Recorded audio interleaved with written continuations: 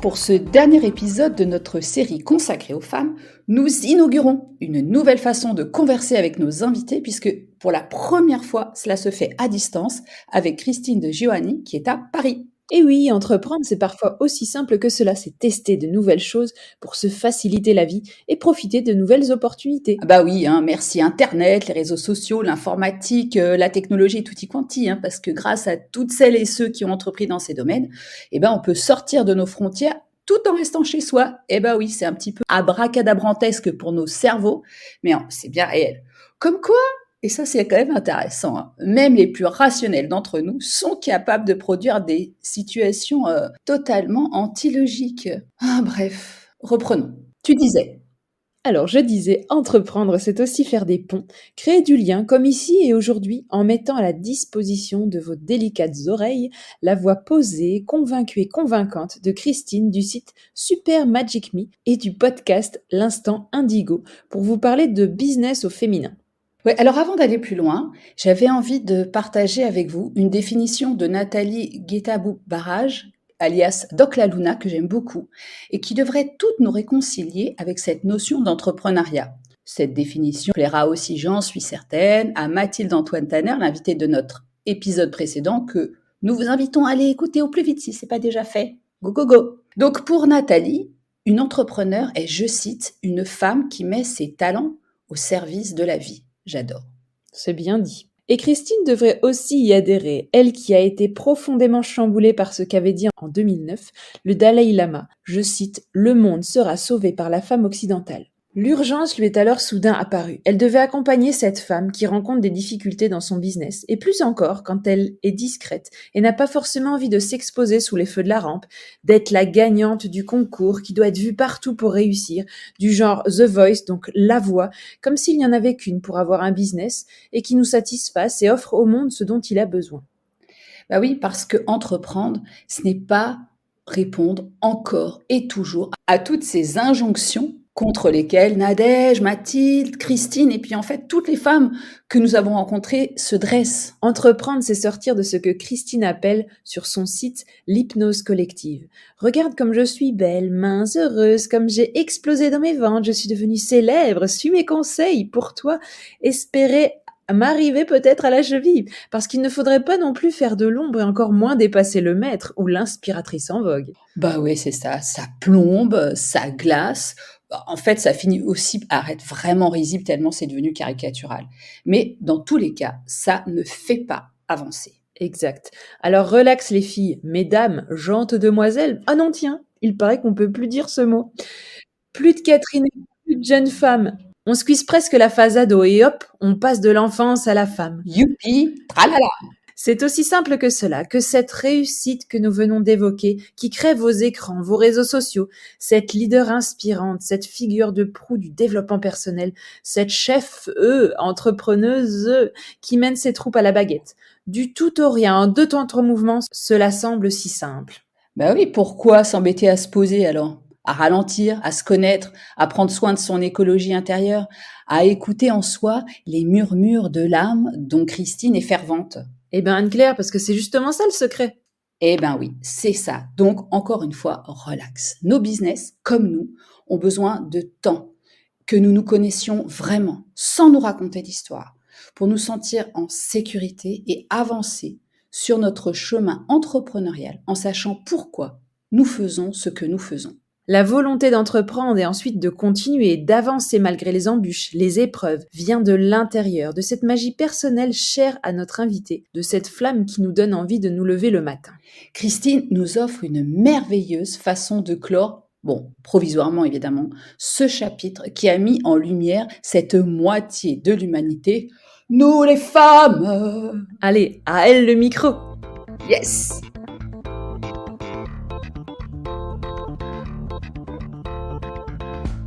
Bonjour Christine. Bonjour Christine. Bonjour. Ah, Christine, je suis très contente que tu participes à ACAM aujourd'hui. Et alors, avant que je te donne la parole, je voulais juste remettre un petit peu, raconter un peu cette rencontre extraordinaire que nous avons eue. Alors, c'est une rencontre via les réseaux sociaux, mais on s'est pas installé sur, comment ça s'appelle, les sites de rencontres. Non, non, non. Nous avons suivi une personne assez extraordinaire, Vanessa Fourcado, Fourqueau. Fourcado, qui nous a emmenés dans son univers. Et lors une de ses masterclass, je crois, hein, c'était ça, on s'était retrouvés. Elle avait proposé après qu'on forme des groupes. Elle les a formés de manière aléatoire. Et comme le hasard fait toujours extraordinairement bien les choses, eh bien, tu étais là avec notre acolyte Jean-Baptiste. Et depuis, on forme un trio inséparable. On se voit toutes les semaines, on échange plein de choses, notamment concernant notre business. Et c'est à ce titre que tu viens aujourd'hui, entre autres, mais tu as tellement de qualités que, voilà, avec Camille, on est ravis que tu sois là. À toi d'ouvrir le bal. Waouh, quelle introduction, j'adore. Et pourtant, c'est pas mon anniversaire aujourd'hui. Chacun. Non, merci beaucoup pour cette introduction. Ça me fait chaud au cœur quand tu parles de toutes les qualités. C'est vrai qu'on n'a pas souvent, dans nos métiers qui sont souvent, solitaires, on n'a pas vraiment, l'occasion d'avoir un feedback, un retour sur ce que l'on fait et effectivement, comme tu l'as précisé, nos réunions hebdomadaires sont super précieuses. Hem, Ce que je fais en fait, et c'est ce que je fais depuis de nombreuses années, même si, j'accompagne des personnes avec des activités différentes, mais j'aime à dire que je suis un passeur de gué, ni plus ni moins. En fait, j'accompagne, ponctuellement une personne qui éprouve une difficulté, d'un point A à un point B. Et donc, dans la nature, ça peut être par exemple des guides de montagne. Si je continue avec l'analogie un peu sportive, ça peut être, des personnes, comme un capitaine de bateau, un skipper qui amène, d'une escale à une autre. J'ai pas d'autre vocation que ça, que, voilà, de prendre quelqu'un qui a momentanément tombé, qui est momentanément en difficulté, pour lui apporter un autre souffle, un autre regard. En fait, une partie de mon expérience, pour, l'amener, là où il a envie d'aller, là où son cœur l'appelle, j'ai envie de dire là où son âme l'appelle. Waouh! Et donc Dieu sait que tout le monde a besoin de ce genre d'accompagnement parce qu'on a toujours, à un moment donné dans notre vie des petits passages à vide ou des besoins de soutien et de se retrouver avec nous-mêmes et de trouver notre voie. Donc Christine, on a eu, dans ce cadre, eu très, très envie d'offrir à nos auditeurs l'occasion de te rencontrer, dans le cadre de notre série consacrée aux femmes. Et pourquoi? Parce que déjà, tu en es une, donc ça on ne peut pas dire l'inverse à nos auditeurs. Tu es une femme et parce qu'il nous semblait aussi pertinent de leur proposer de découvrir Super Magic Me, ainsi que ton podcast qui s'intitule L'Instant Indigo. Mmh. Oui, l'instant indigo, j'aime à dire, c'est le fer de lance de Super Magic Me. C'est un tout nouveau podcast. Alors, des podcasts, j'en ai déjà, animé. Je continue à en animer un, donc l'univers du son, de la radio, ça m'accompagne depuis que je suis toute petite. Mais particulièrement l'instant indigo, en fait, c'est comme j'aime à dire, une dose d'inspiration, même si tout le monde, utilise inspiration en ce moment. Mais ce sont quasiment des capsules audio d'une moins de 10 minutes qui, sur un sujet précis, aide à prendre du recul, justement parce qu'on a une difficulté et du recul sur le stress du moment, sur l'angoisse, sur l'absence de réponse qui peut générer justement des fragilités. Et cet instant, enfin le podcast Instant Indigo, c'est, de tous les podcasts que j'ai faits, c'est le plus personnel, donc j'y mets beaucoup de cœur. En fait, j'y mets tout ce que je sais, ni plus ni moins. En fait, c'est des mini séances, alors de coaching, je sais pas, mais c'est des mini séances d'accompagnement, où je mets, dedans tout. En fait, il y a pas de filtre. C'est tout ce que je fais avec mes clients, tout ce que je leur dis, c'est grosso modo ce qu'on peut trouver dans l'instant indigo.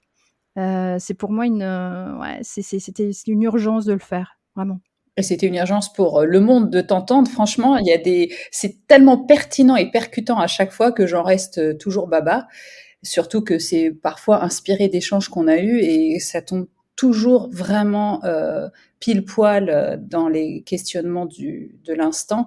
Et je pense que ça concerne énormément de gens. Tu parlais d'accompagner. Depuis un moment, tu le fais pour beaucoup de gens, mais récemment, je ne sais plus exactement quand, tu as décidé de te consacrer vraiment aux femmes. Pourquoi?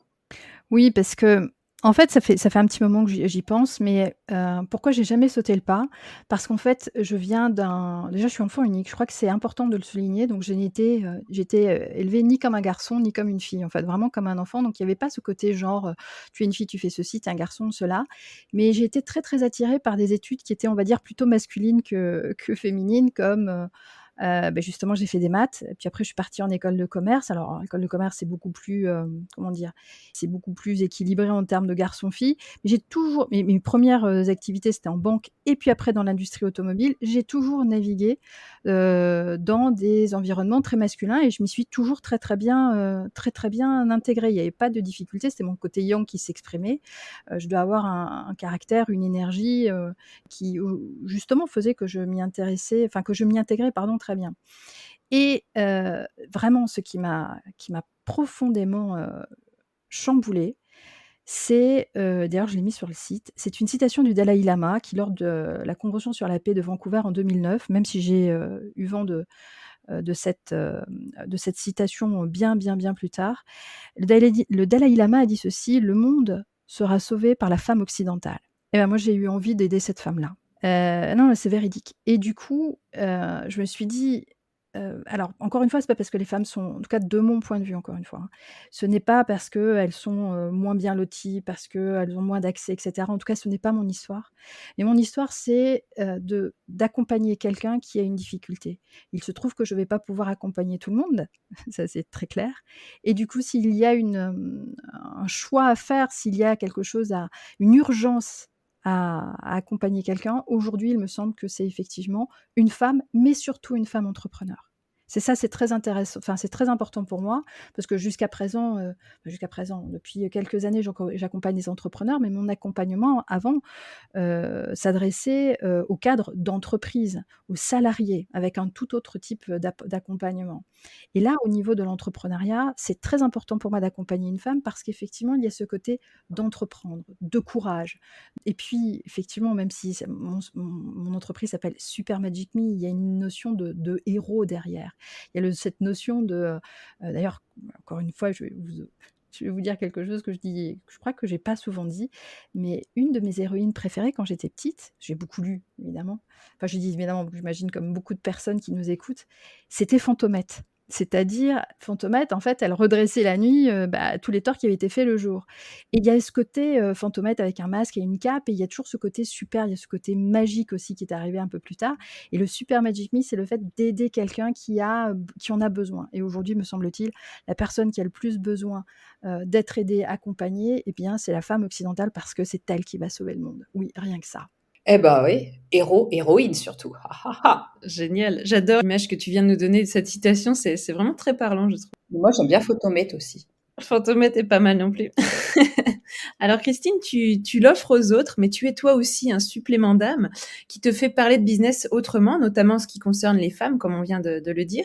Est-ce que tu peux nous en dire un petit peu plus?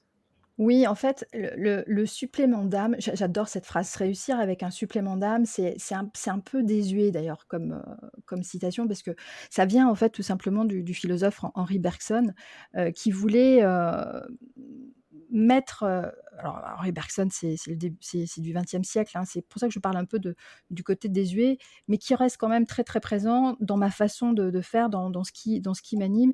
C'est-à-dire, c'était de mettre, hem, la pensée au-delà de la technique, c'était de remettre le corps aussi, au centre de nos préoccupations. Et pour justement pour appuyer son propos, il a pris cette expression, c'était un supplément d'âme, de mettre un supplément d'âme dans ce que nous faisons.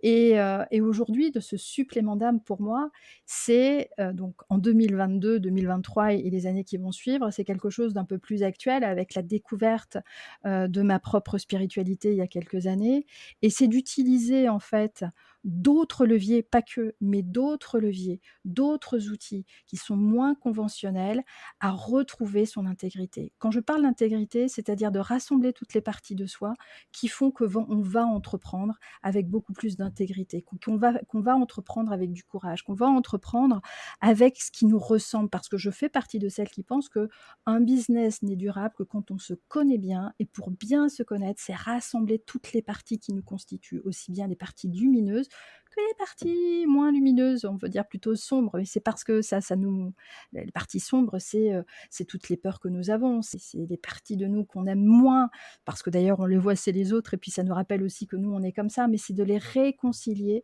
de façon à revoir ce côté, c'est l'entièreté de notre être et qui fait qu'en étant complètement entier et en s'assumant, en s'acceptant tel que l'on est, eh bien on peut véritablement faire la différence dans ce monde-là et pas autrement, pas en copiant ce que fait la voisine et pas en faisant ce que les autres font.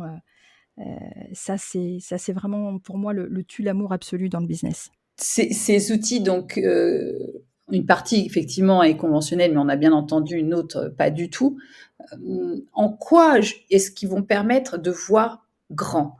Comme t'aimes souvent le répéter, tu l'as dit tout à l'heure, et surtout quand on est une de ces femmes qui doute, qui est un peu, qui a peut-être un peu peur de s'exposer, qui a peur de prendre la parole, qui a peur d'être trop sur le devant de la scène, parce que entreprendre, c'est quand même faire ces démarches, parce qu'il va bien falloir aller rencontrer les clients, aller rencontrer les partenaires, aller rencontrer le banquier ou que sais-je.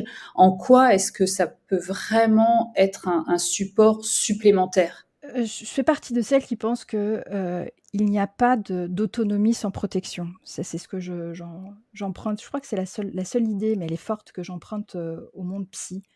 En fait, pour pouvoir justement faire toutes les actions dont tu viens de parler, sortir dans le monde, c'est-à-dire s'exposer, aller faire des démarches, parler de soi, parler de ce que l'on offre et cetera, avec une certaine forme de courage, il faut déjà se sentir entre guillemets «protégé». Il faut déjà donc ça, c'est l'autonomie qui permet de faire tout ça, et il faut se sentir protégé et se sentir protégé, je reviens à ce que je disais tout à l'heure pour faire quelque chose de grand, c'est se connaître. En fait, c'est hyper simple. Alors puis il y a plein de domaines, on peut appeler ça le développement personnel maintenant, comme c'est un peu galvaudé, on est en train de dire on parlait du développement spirituel, enfin quel que soit le vocabulaire, les étiquettes qu'on peut mettre là-dessus, ça revient de toute façon toujours, bottom line, à se connaître sans se raconter d'histoire. Et justement, les outils qui permettent, au-delà des outils conventionnels, comme moi ce que j'appelle l'outil conventionnel, c'est des tests issus de la psychologie classique qui font encore, qui font du bon boulot, hein, pour certaines personnes, mais parfois ça suffit pas. Ça suffit pas parce que ça contribue à nous laisser dans des moules, dans des cadres, et aujourd'hui on sait que les moules et les cadres, bah, c'est fait que pour les quiches. Donc du coup, il faudrait sortir de ce cadre-là, de cette case-là, de façon à et pour le faire justement, les outils moins conventionnels de connaissance de soi, que peuvent être par exemple la numérologie. Je suis une férue de numérologie, mais la numérologie pour moi, c'est pas juste additionner des chiffres d'une date de naissance. C'est évidemment sous-tendu par une philosophie, on dirait même à la limite une spiritualité, mais c'est quand on s'appuie sur d'autres types de connaissances. Alors moi, c'est la numérologie, mais ça peut être tout autre support du choix de la personne, ce par quoi elles se sont attirées, qui en fait permettent, tout simplement, ce sont que des grilles de lecture, de pouvoir récupérer des informations que l'on a déjà en nous et qu'on a du mal à entendre. C'est pas plus compliqué que ça, et ces informations, alors certains pourront l'appeler l'intuition, après il peut y avoir des querelles de chapelle et cetera, et encore une fois, vous l'avez compris, ce n'est pas ma bataille, si bataille il devait y avoir, mais l'idée ici, c'est vraiment de se alors, encore un terme ultra galvaudé, mais se reconnecter à soi-même. C'est quoi? C'est de trouver, en fait, sa grille de lecture, ce qui, voilà, ce par quoi on se sent attiré, pour mieux se connaître. Parce que quand on se connaît, on se sent protégé. On n'a pas besoin, d'emprunter, le comportement de quelqu'un d'autre. On n'a pas besoin, d'emprunter l'idée et cetera de quelqu'un d'autre.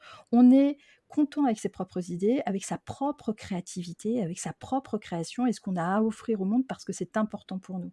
Et une fois effectivement qu'on a tout ça et que c'est clair pour nous, eh bien la critique, du coup, elle est moins importante. Enfin, quand je dis la critique que l'on peut recevoir des autres et qui peuvent venir donner des coups de canif dans notre bouclier, bah, elle nous atteint plus du tout, en fait. In fine, elle nous atteint plus du tout, et justement, on se sent protégé et on est en complète autonomie, et du coup, on peut, assumer qui l'on est, et aller faire toutes les actions dont tu parlais et cetera. Donc tout ça, c'est vraiment, c'est un processus qui peut paraître un peu long. Ça peut l'être, mais en tout cas, il est simple. Il n'y a rien de complexe dans tout ce que je viens d'exposer, me semble-t-il. En tout cas, moi, j'ai testé avec toi effectivement la pyramide numérologique et je dois dire que bien des choses sont devenues, se sont éclairées avec cette approche-là. C'est plus fluide. Et le témoignage que je peux en faire, c'est que la perspective nouvelle que tu offres avec cette approche-là, elle permet vraiment de se dire, OK, je dispose d'un certain nombre de forces et autant s'appuyer dessus et de perdre moins de temps avec les choses qui vont être plus complexes. Tout en sachant, comme tu le dis aussi souvent, c'est pas parce que il pleut qu'on peut pas sortir, il suffit juste d'avoir pris son parapluie ou son kawaii, que sais-je, en fonction de là où on a envie d'être. Et c'est un peu ça. Mais si on est mieux quand il fait du soleil, c'est peut-être pas la peine de sortir quand il pleut, ou en tout cas à chaque fois, et d'essayer d'aller dans un sens qui est plus dans la spontanéité, et ça va nous rendre plus efficaces. Ça va aussi nous permettre d'être qui on est vraiment. Tu parlais de mieux se connaître. Je pense que ça, c'est vraiment précieux en tant que femme, en tant qu'entrepreneur. Alors, tu dis l'avenir ne se prédit pas, il se construit. D'ailleurs, on peut lire cette citation aussi sur ton site. Qu'est-ce qui t'en a un jour convaincu? Ah! Heu, bah, en fait, je sais pas si j'ai été convaincue, je le sais, c'est tout. Alors comment vous expliquer les filles? Non, l'avenir il se construit tout simplement parce qu'en fait, alors, si on reprend la numérologie ou tout autre outil, pour moi et encore une fois, ce n'est que ma vision des choses parce que c'est ce que j'ai expérimenté, c'est ce qui, vibre dans le plus profond de mon ADN. Hem Il y a pas d'art, c'est pas un art divinatoire. C'est pas, tiens, je dis n'importe quoi, le 27 septembre 2025, tu vas, décrocher ton plus gros contrat. Pas du tout. Voilà, désolée. En tout cas, je j'ai pas cette connaissance-là. Peut-être un jour, mais là, non. Et puis en plus, on pourrait reparler du temps. Ce temps qui, j'ai découvert, en tout cas, j'ai expérimenté qu'il n'était pas linéaire. Mais c'est un autre sujet. Hem c'est p Donc du coup, tu vois, comme c'est pas divinatoire, fatalement, on peut pas le prédire. Mais en revanche, on peut poser des actions pour pouvoir enfin, tu vois, pour pouvoir le construire, c'est-à-dire, en fait, construire l'avenir dont on a envie. Et tu dis: «Est-ce qu'un jour j'ai été convaincue?» Non, je le sais, mais c'est tellement évident, donc enfin, je veux dire tellement évident. J'essaie de me remémorer, par exemple, des exemples très concrets, de fois où c'est arrivé et j'ai eu la chance de voyager, quand j'étais toute petite, parce que mes parents sont enfin mon père a voyagé pour son boulot, donc enfant d'expat et très jeune, j'étais confrontée, on est allés en Afrique, nous sommes allés en Chine et cetera, à des cultures très, très, très différentes. Et en fait, avec à chaque fois, des repères qui changent, avec des cultures qui sont différentes, des codes évidemment qui sont différents et quand on arrive avec, sa propre grille de lecture que l'on met dans un autre contexte, et bien il y a des choses qui bougent un petit peu fatalement. Et ce que l'on pensait être certain à un moment donné ne l'était pas nécessairement. On le voit par exemple avec des personnes qui, sont alors je vais prendre généralement on prend souvent les contes de fées, c'est, la pauvre petite parce qu'on est sur les femmes, hein, la pauvre petite princesse battue, par la marâtre qui devient riche, belle et adulée. Eh bien non, je vais prendre dans l'autre sens, c'est-à-dire quelqu'un qui a tout pour réussir.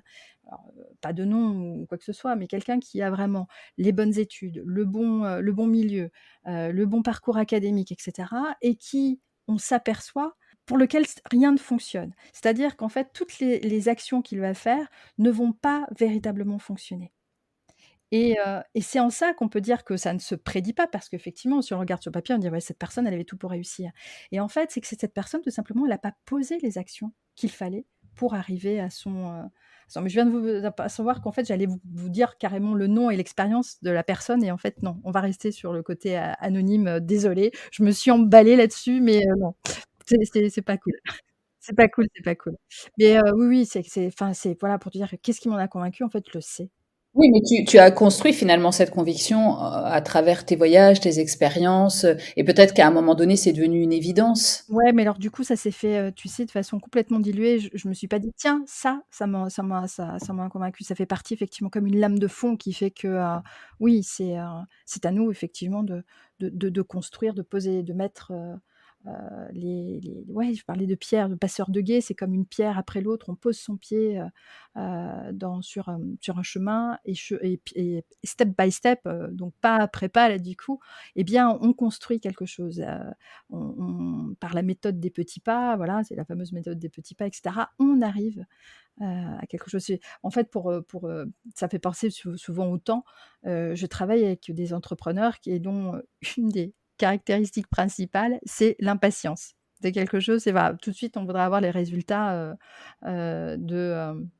aujourd'hui, des résultats de dans 2 mois ou de l'année prochaine et je ne sais plus qui disait, mais on surestime toujours tout ce qu'on peut faire en 1 année et on sous-estime ce que l'on peut faire en 5 ans.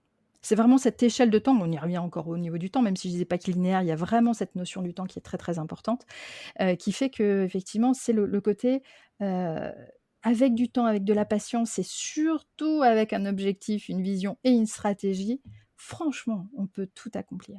C'est génial cette conviction, j'adore. Donc Christine, justement, on va rester sur cette dynamique. Qu'est-ce que pour toi, qu'est-ce qu'une femme entrepreneur et qu'as-tu envie de lui souffler à cette femme?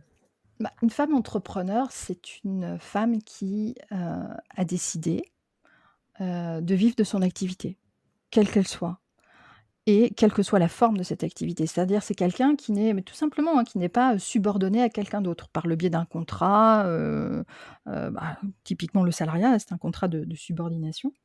Non, qui a décidé effectivement de vivre de son activité et qui met tout en œuvre justement pour, heu pour vivre, pour faire vivre sa famille, pour apporter sa valeur au monde, quelle que soit d'ailleurs toujours la comment dire? L'intention qui est derrière. Certaines femmes entrepreneurs vont le faire parce qu'elles ont une famille à nourrir et qu'elles ne voient pas d'autres façons de le faire et d'autres parce qu'elles ont envie, d'apporter quelque chose, leur talent et cetera, à des personnes qu'elles ont choisies. Donc, sans le lien de subordination. Et qu'est-ce que j'ai envie de lui souffler? Eh bien, c'est tout simplement ce que j'ai dit enfin, depuis le début, hein, ce qui pour moi est évident, c'est de le faire avec, ce qu'elle est, aussi bien avec toutes ses qualités, mais aussi alors on parle souvent de qualité de défaut, mais ça va un peu plus loin que ça, mais je vais le dire là, mais surtout avec ses défauts, j'ai envie de dire. Même surtout avec ses défauts. Parce que ses défauts, c'est le côté un peu rugueux, c'est l'aspérité un petit peu de sa personnalité qui fait que, eh bien on va vouloir travailler avec elle. On va vouloir voir ce qu'elle propose.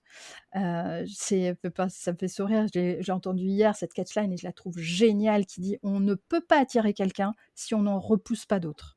Et ce que je l'écoutais hier et je me dis: «Mais bon sang, mais c'est bien sûr!» avec ce côté de polarité et du coup, ce que j'ai envie de lui inculquer, c'est de lui dire: «Mais cultive ta partie d'ombre». Alors évidemment en l'intégrant et cetera, et en l'intégrant, c'est en l'acceptant et pas en la mettant, sous le tapis, un peu comme le côté un peu vous savez, le côté un peu honteux, parce que c'est ce qui fait que des personnes vont vouloir travailler avec toi et sois fier de qui tu es. Mais ça, on l'entend partout, mais là, c'est vraiment sois fier de qui tu es avec aussi et surtout tes défauts. Ça, c'est vraiment une belle proposition, une belle ouverture.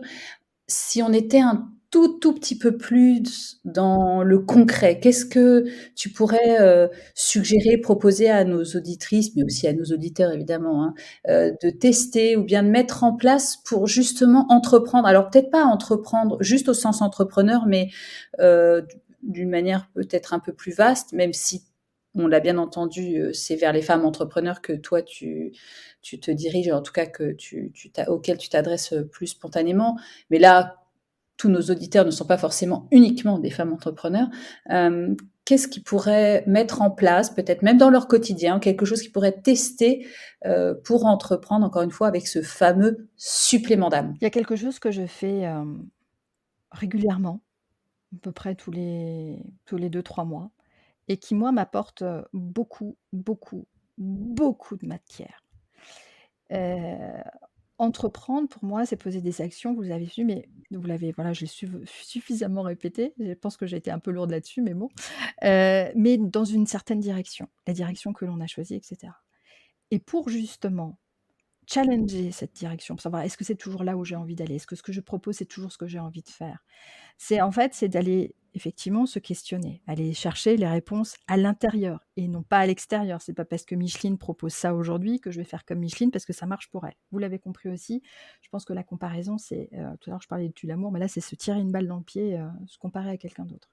Et donc moi ce que je fais, qui peut paraître un peu ouf, fou, dingue, mais c'est qu'en fait, je fais un conseil d'administration. Alors, j'en ai parlé à quelqu'un d'autre qui me dit: «Ah oui, j'ai eu aussi une pratique similaire», mais attendez, c'est pas fini. C'est un conseil d'administration et je ne suis pas seule, même si aujourd'hui je suis seule dans mon entreprise. Mais je ne suis pas seule parce qu'en fait, j'invite autour de la table des personnes, en tout cas une énergie, l'énergie de cette personne, pour m'aider à répondre à ces questions. C'est ce que j'appelle le conseil d'administration spirituel. En fait, on invite autour de la table qui on veut, vivant ou pas vivant, de façon à avoir des réponses super spécifiques à des questions que l'on se pose. Tiens, justement, par exemple, la dernière fois, ça va peut-être vous faire sourire parce que je l'invite pas tout le temps, mais très régulièrement, parce qu'il a une façon de parler qui est sans équivoque, bien qu'il soit très misogyne. En tout cas, l'histoire le présente comme un des plus grands misogynes, c'est Winston Churchill. Et en fait, quand je l'invite autour de la table et que je lui pose une question bien spécifique, en fermant évidemment, enfin en tout cas je dis fermant, parce que pour moi c'est important de fermer les yeux pour rentrer encore plus dans ma intériorité, et soit au bout de quelques secondes, soit au bout de quelques minutes, j'ai toujours sa position vis-à-vis de cette question.